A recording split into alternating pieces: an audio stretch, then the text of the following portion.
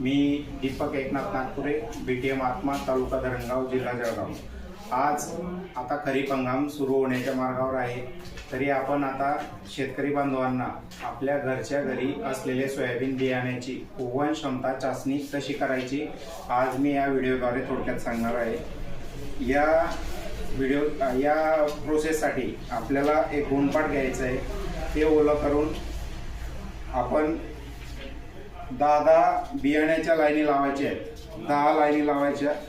त्यानंतर म्हणजे 100 बियाण्याचे दाणे आपण याच्यावरती ठेवणार आहोत।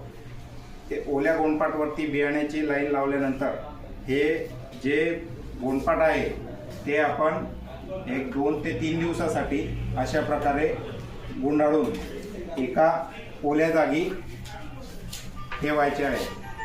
त्यानंतर ठेवल्यानंतर यातील 100 दाण्यांपैकी जर 70 दाण्यांना कोंब आले म्हणजे आपले बियाणं क्षमता जी आहे पेरणीसाठी वापरायची, हे बियाणं चांगलं आहे आणि एकरी आपल्याला 30 किलो बियाणे घ्यावायचे आहे। 70 दाण्यांपेक्षा जर कमी दाण्यांना कोंब आले म्हणजे जर 65 दाण्यांना कोंब आले तर 70 जेवढे 5 दाण्यांना कमी कोंब आलेले तेवढं बियाणं आपण अर्धा किलो पेरणीसाठी जास्त घ्यायचं।